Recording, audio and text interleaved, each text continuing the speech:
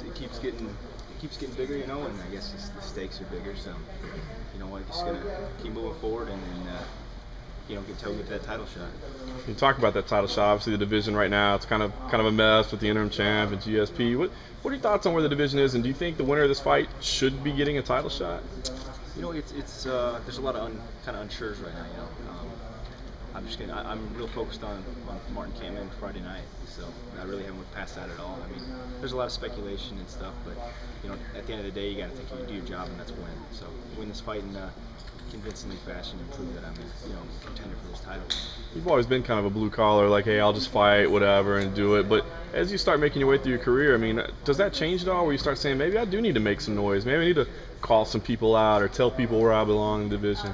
Yeah, I mean, you know, I'm still learning right now. You know what I mean? I'm having fun. Like, I'm growing. I'm 27. You know, I keep learning each fight, and you know, I'm enjoying the experience, man. There's a lot of good people around me right now, so just taking it one fight at a time, you know. And I still believe, I'm a big believer in actions speak louder than words. So, like I said, you know, win fights and decisively fashion and keep having fun. Let's speak of this fight. Martin, where is he dangerous? What sort of things are you expecting him to bring to this fight? Yeah, you know, Martin's dangerous. He's good everywhere. You know, there's not any big holes where I see he's weak. But you know what? I'm really focused on what I can do and what I'm gonna do to win this fight. You know, I'm not taking him lightly at all. I'm not looking past him. You know, he's in this position for a reason. He's a fantastic fighter. He's not weak anywhere. But I'm really focused on what I can do and you know, maximizing my potential. You know, I know what I can do, and you know, I just want to get out there and show people what I can do. So, yeah, I'm just really focused on myself and what I have to do to win this fight. I'm curious, what do you think about his wrestling? Because obviously people know your wrestling pedigree and assume that you're going to have the best, but he seems to be, I think people kind of undervalue his wrestling. What do you think? Absolutely. You know, I've trained with a lot of the guys that he trains with before, and you know, I know he's been working on it a lot. It's getting better. So, yeah, I definitely got to respect it.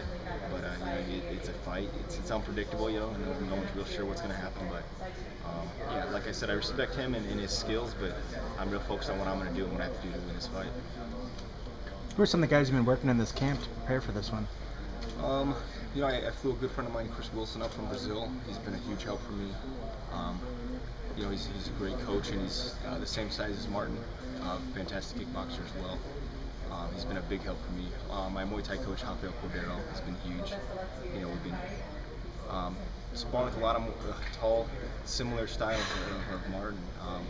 You know, my home's been at Rain with Marco Munoz and a lot of the studs out there in Southern California. So, you know, I got a lot of people to thank, but you know, we'd be here all day. Did you make any changes? I'm curious because obviously this is going to be a 5-round fight. Last fight, fantastic fight. Great start, maybe kind of tailing off a little bit in third. I think it would have been a 4th and 5th. It might have been tough for you. I mean, do you think you would have been able to go 4 and 5? Or? Yeah, absolutely. You know, the thing about that fight, Diego got me. He got me in a bad position. You know what I mean? I don't want to discredit his grappling skills at all. He's a phenomenal fighter, phenomenal grappler. He got me in a bad position. That's a real tough position to work out of. You know, my shape felt great. You know, I got out of the position, but I definitely felt like I could go 4 and 5 if I had to. You know what I mean?